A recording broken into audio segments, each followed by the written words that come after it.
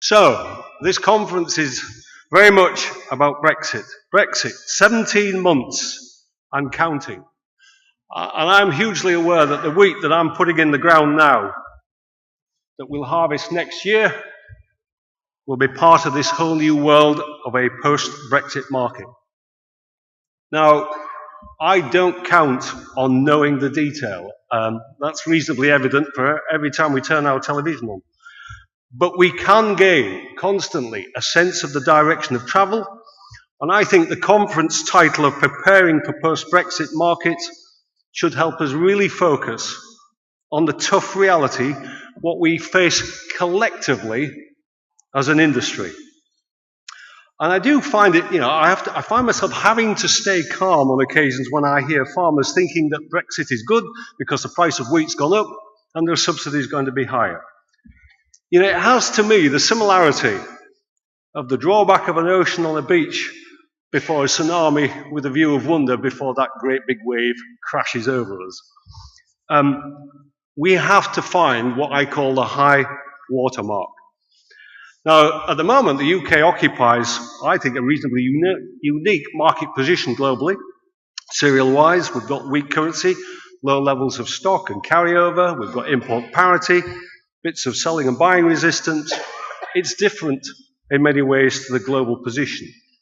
And particularly I'm aware of Russia now playing that key global supply role in wheat and seemingly capable of producing more wheat every year. And I was with somebody from Ukraine yesterday who pointed out how much beautiful fertile land they have and their objective of establishing 70,000 small, medium enterprise farms of 1,500 hectares apiece. That is the competition I will be facing. Now, each year we come to this Outlook conference and look at the dynamics and the sentiment that make for a fascinating mix in the normal times. And we add in that learning curve of Brexit, and then the ever-increasing challenge of the weather, and it is really easy to simply feel lost and inclined to literally just sit back and wait and see. But I would suggest for all of us in an industry, the growing cycle is too long. The margins that you're operating in are too low. The capital involved too high to literally just sit back. And if anything, this latest document reinforces that fact very succinctly. Brexit success will be about managing and facing change. It will be about the better links into the supply chain, with the customer's needs in sight, and most definitely about being competitive. Now, I don't know if anybody noticed Farmers Weekly last week. There was two farmer views, one Remain and one Brexit, and it revisited them. And they had not a view in common but one, and both of them viewed the fact that they see farm size getting bigger. It's the direction of travel. So we are part of an exciting period of history, and there's a huge amount to be learned from literally listening to people across the industry, which is why these kind of events are so useful.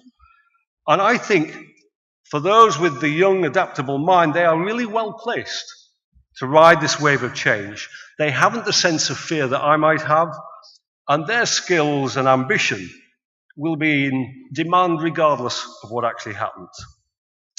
From an AHD perspective, we have a sense of realism, and we have a sense of ambition in actually wanting to help the whole of the industry and the levy payers through this Brexit process.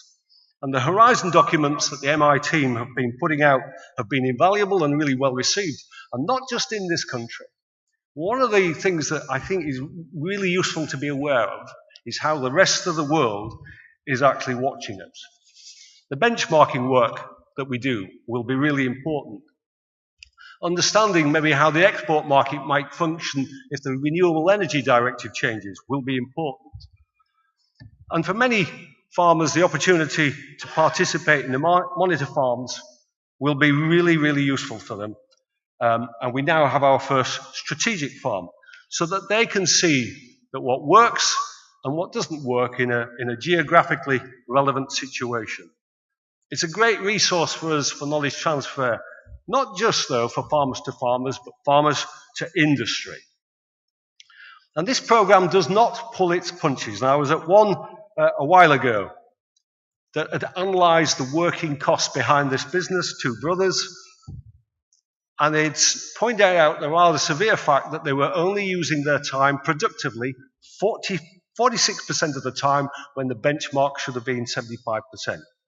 Now, that was their choice as to whether they continue. The advice was you have to either do something in addition or, brutally, one of you has to get a job.